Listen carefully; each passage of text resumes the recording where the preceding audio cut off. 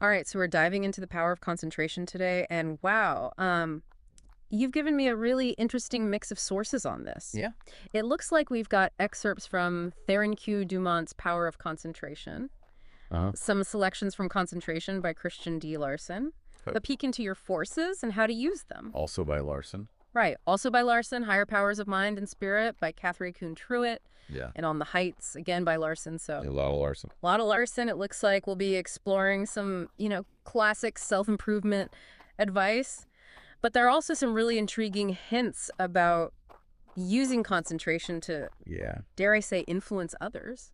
It is fascinating to see how these sources, spanning decades, all point to concentration as this key to unlocking potential. Okay. And not just for personal growth, Right. but also for achieving success and even, as you mentioned, having an impact on others. So where do these sources agree on the core power of concentration? Like, how do they define it? What's the... Well, they consistently emphasize that focused concentration is the foundation for achieving pretty much anything you set your mind to, Okay. from building courage and achieving financial success to even, as some sources suggest, shaping the thoughts and actions of those around you.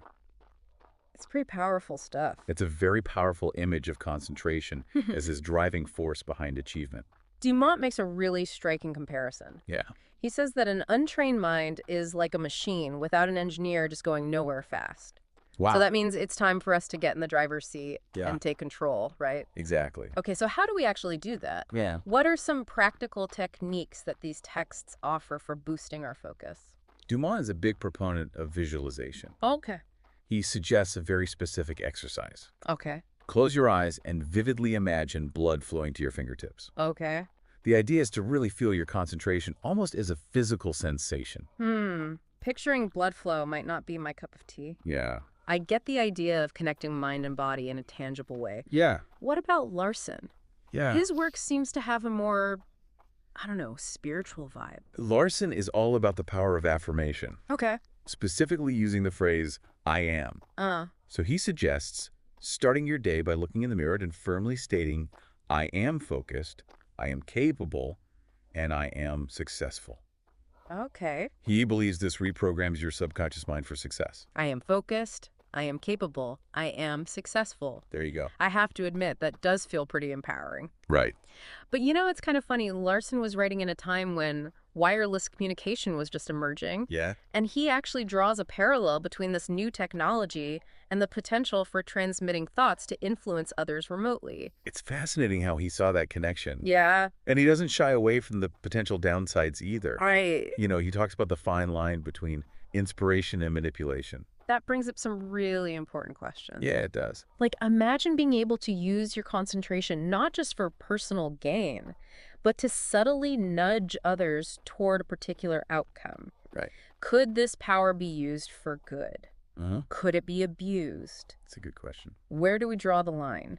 Yeah. What are your thoughts on this? It's a complex issue, and that's why I think these sources are so valuable. Yeah. They push us to think critically about the power of the mind and the responsibility that comes with it. So it's not just about raw mental force, right? Right. It's about the intention behind it, the character driving it. Absolutely. And several of these texts emphasize the importance of character development as a foundation for true mental power. Okay, so this is all pretty deep stuff, but how does it actually play out in our everyday lives? Well, Larson, who wrote extensively about success, argues that focused concentration combined with ethical conduct are essential for achieving financial prosperity. Okay. He has a great anecdote about a businessman who was on the verge of bankruptcy. This businessman used focused concentration to meticulously analyze his situation, create a clear plan, and then execute it with unwavering determination. That's a great example of how concentration isn't just about, abstract mental exercises. Right. It's about harnessing that mental power to solve real-world problems. Exactly. So we've got business success, Uh-huh. but what about those of us who aren't necessarily aiming for CEO status? Right. How does all of this apply to, everyday life? Well, even seemingly mundane activities can become opportunities to cultivate concentration. Okay. For instance, Dumont has a whole section on the art of handshaking, calling it the physical touch of the mind. Wow. He analyzes different grips, linking them to personality traits, and even suggests practicing various handshakes to project specific qualities. I've never thought about it that deeply. Right. Think about the last time you shook someone's hand. Okay. What message were you unconsciously sending? Oh, wow. I never really thought about handshakes that way. Yeah. But now that you mention it, it makes sense. It's not about obsessing over every handshake, Right. but rather about being mindful of how these seemingly small actions can reflect and even influence our interactions with others. So we've got business success, Yeah. social savvy. Uh-huh. What about using this power for personal growth? Well, that's where Larson's emphasis on the I am affirmation becomes really powerful. Okay. He believes that by consciously affirming these positive qualities, we can reshape our self-image and unlock this hidden potential. It's like giving our subconscious mind a pep talk, right?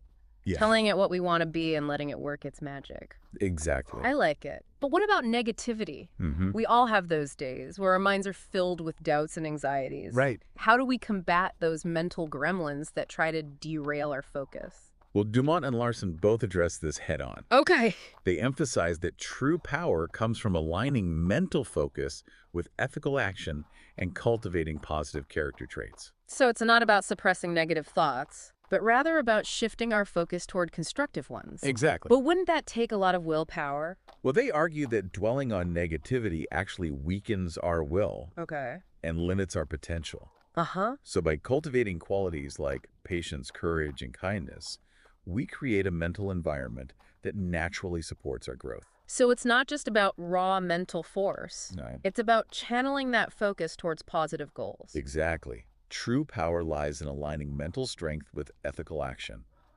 That's a lot to think about. It is. It seems like concentration isn't just about brute force willpower. Right. It's about conscious cultivation, Ah. ethical application, Yeah. and even a bit of artful intention. It's a journey of self-mastery that goes far beyond simple mental tricks. Okay. It's about harnessing the full potential of the mind for positive transformation. Okay, I'm ready to dig deeper into this journey of self-mastery. Okay. What else can we learn from these sources about how to actually put these principles into practice? All right. Well, it's one thing to talk about these principles, Right. but both Dumont and Larson actually provide some really interesting exercises for strengthening concentration. Okay, I'm all ears. What kind of exercises are we talking about? For instance, Dumont suggests this deceptively simple exercise. Okay. He recommends taking a deck of playing cards and practicing laying them on top of each other, one by one, as slowly and deliberately as possible, aiming for perfect alignment. Wait, seriously, playing cards? Yeah. That sounds almost too easy. But that's the beauty of it. Okay. It's not about fancy gadgets or complicated rituals. Right. It's about cultivating this focused and deliberate mindset, even in simple tasks. Okay. This exercise forces you to slow down, control your movements, and pay close attention to tiny details. I can see how that would be a great way to train your mental focus. Yeah. What about Larson? Does he have any similarly practical exercises? Larson recommends an exercise where you choose a single object. Okay. It could be a doorknob, a pen, anything really. Uh-huh. And you focus your attention on it for a set period of time, resisting all distractions. Okay. He even suggests a schedule for gradually increasing the duration, Okay. like a mental marathon. Okay. That sounds like a real challenge. Yeah, But I get the idea of pushing your limits. Right. It's like working out those concentration muscles. exactly. So they saw some results from this. Well, both Dumont and Larson report that their students saw significant improvements in their focus, willpower, and even their overall well-being by doing these simple exercises consistently. So it's not about magic formulas or instant transformations. Right. It's about consistent effort and gradual progress. It's like learning a new skill, Right. like playing an instrument or speaking new language. Yeah. It takes practice. Yeah, it takes practice. Yeah. But what about those times when our concentration inevitably slips? Right. We're only human after all. What do these sources have to say about dealing with distractions and getting back on track when those mental squirrels start running wild? Well, Dumont emphasizes the importance of self-control, Okay. particularly when it comes to managing our emotional reactions. Right. He has some simple but powerful tips, Okay. like consciously slowing down your speech when you feel yourself getting flustered, or taking a few deep breaths to regain your composure in stressful situations. Those are great tips. I know I tend to talk a mile a minute when I'm stressed, so I'm definitely going to try this slowing down technique. It's amazing how such simple adjustments can have such a big impact. What about Larson? Does he offer any advice for dealing with those inevitable mental distractions? Larson's approach is all about harnessing the power of positive thinking and constructive mental imagery. Okay. So he encourages focusing on uplifting ideas Mm-hmm. and visualizing successful outcomes, even when faced with challenges. So it's like choosing to feed the helpful mental wolves instead of the unhelpful ones? Precisely. Okay. It's about consciously shaping our inner landscape to support our goals. Okay, we've talked about techniques, exercises, and even how to deal with distractions, but I'm curious about results. Do our sources offer any specific examples of how mastering concentration can lead to real achievements in different areas of life? Absolutely. We already mentioned Larson's anecdote about the businessman who saved his company through focused concentration. Right, But these principles apply to more than just the business world. right. Dumont, for example, talks about how concentration can enhance social interactions and even personal magnetism. Okay, we're back to the handshaking thing again? Well, yes, but it goes deeper than that. Okay. Dumont suggests that by consciously cultivating positive qualities like kindness, confidence, and genuine interest in others, we could become more magnetic and influential. Okay. He even provides exercises for projecting these qualities through our gaze and demeanor. So it's not about tricks or superficial charm, but Right. rather about genuine inner development shining through. Exactly. Yeah. True magnetism comes from this cultivated inner strength and a sincere desire to connect with others. This is starting to sound like we're developing a superpower. In a way, it is. These sources consistently portray concentration as this potent force capable of transforming not just our own lives, but also influencing the world around us. Okay, so let's say we've practiced our concentration exercises, cultivated our character, and even mastered the art of the power handshake. Okay. What's next? How do we maintain that focus and actually make progress toward our goals? That's where sustained effort comes in. All right. Dumont stresses the importance of forming new habits, Okay. especially those that support our desired outcomes. Because willpower alone can only take us so far, right? Exactly. Okay. He has a whole set of maxims for habit formation. Okay. He emphasizes consistency, repetition, and even strategically avoiding any exceptions until that new habit is firmly rooted in your life. Wow, that sounds intense. Yeah, But I guess it's about breaking old patterns and consciously replacing them with new, more supportive ones. exactly. Yeah. It's a process that requires vigilance and conscious effort. So it's not just about bursts of intense focus. Right. It's about cultivating a sustained and disciplined approach to our goals. That's a great way to put it. Yeah. It's about weaving concentration into the very fabric of our lives, Okay. making it a constant practice rather than an occasional event. But how do we stay motivated over the long haul? Yeah. Let's be honest, maintaining that laser-like focus day in and day out can be tough. Right. What keeps us going? That's where passion and purpose come into play. Okay. Larson believes that true success and fulfillment come from aligning our actions with our deepest values and aspirations. So it's not just about achieving random goals, Right. but rather about pursuing what truly matters to us. Yeah, Makes sense. It's much easier to stay focused when you're genuinely excited about what you're doing. absolutely. And that passion fuels that sustained effort required for mastery. But what if we're not sure what our true purpose is? Right. What if we're still figuring things out? Larson has this beautiful meditation on this very question on the Heights. He encourages readers to engage in self-reflection, Okay. explore their interests, and connect with their inner divine spark as a guide. It's like taking the time to listen to that inner voice, the one that often gets drowned out by the noise of everyday life. Exactly. Yeah. It's about creating space for introspection and allowing our true purpose to emerge. We've covered so much ground techniques, ethics, exercises, the importance of passion and purpose. But are there any downsides to developing the superpower of concentration? Are there any potential pitfalls or dangers we should be aware of? It's a great question, and something several of our sources address directly. Okay. One potential pitfall is becoming so fixated on a single goal that we neglect other important aspects of our lives. Right, like that classic image of the workaholic who achieves massive success in their career but has no personal life to speak of. Right. That's not exactly a balanced picture of success. No, and Dumont specifically cautions against becoming so absorbed in work that it consumes all of our time and energy, Yeah. potentially leading to burnout and even health problems. Yeah. So it's about finding that sweet spot Yeah. where we're pursuing our goals with passion, but not at the expense of our well-being. Exactly.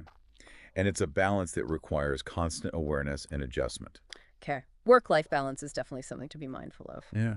Are there any other dangers we should be aware of, particularly when it comes to this idea of influencing others? That's a crucial point. Yeah. Remember Larson's discussion about the potential for thought projection? Yeah. There's this risk of crossing the line between inspiration and manipulation if we're not careful. Right back to that Jedi mind trick dilemma. Yeah. Just because we might be able to influence someone's thoughts doesn't mean we should. Right. Where do we draw the line? Well, Larson cautions against using mental influence for selfish gain or to control others. Right. He emphasizes that true power lies in uplifting and empowering others, not in dominating or exploiting them. So it's about using this power responsibly with integrity and respect for others. Exactly. This is all pretty deep stuff. Yeah. It's important to acknowledge both the light and the shadow sides of this power.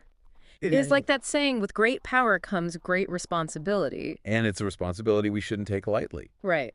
These sources, while ultimately optimistic about the transformative power of concentration, urge us to approach this journey with wisdom and discernment.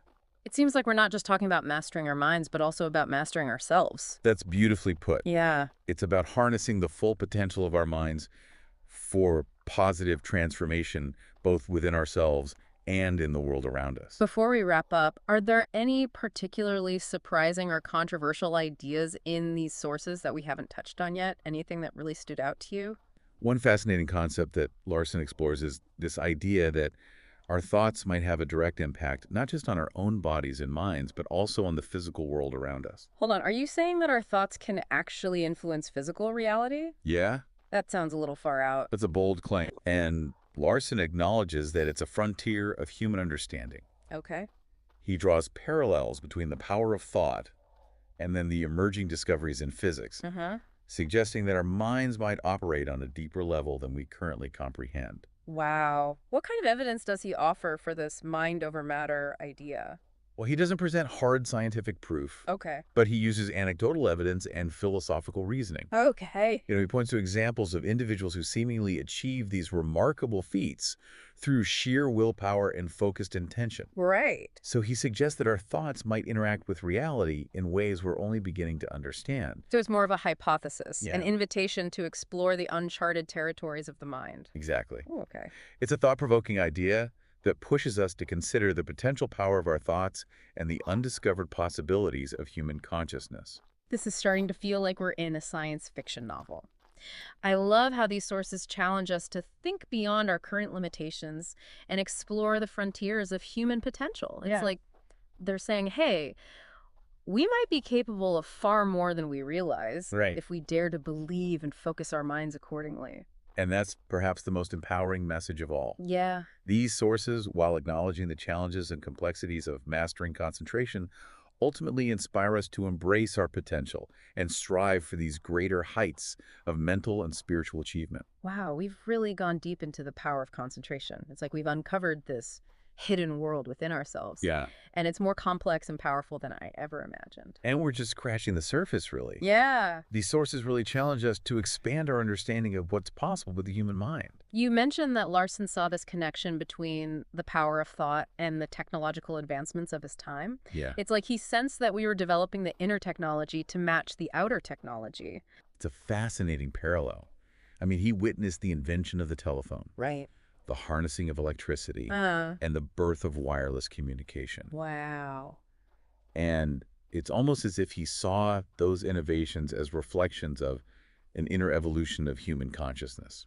So as we continue to make these technological leaps and bounds, are we also tapping into deeper levels of mental power? Like a tantalizing possibility. Yeah. And it makes you wonder what incredible feats of concentration we might be capable of in the future. Okay, let's try to distill all of this amazing information into one key takeaway for our listener.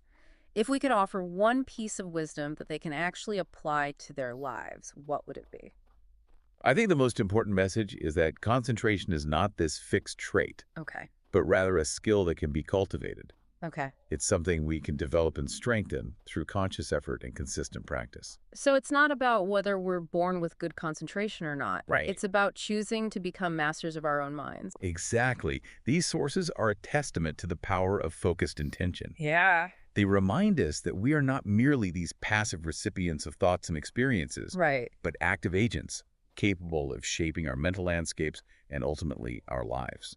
That's an incredibly empowering message, but as we've discussed, it also comes with a responsibility. Absolutely. This power of concentration, like any tool, can be used for good or for ill. It's a powerful force that needs to be wielded wisely and ethically. Right. It's like that saying, the mind is a wonderful servant, but a terrible master. Right. So these sources encourage us to become wise and compassionate masters of our own minds, Yeah. using this power not for dominance or control, but for growth, creativity, and positive impact on the world. We've explored so much the power of concentration, its ethical implications, practical techniques for harnessing it, and even some mind-blowing possibilities about its potential to shape our reality.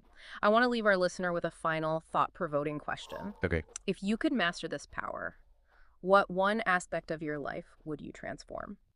Think about that for a moment, because the answer might surprise you. Remember, as they say, the journey of 1,000 miles begins with a single focused step.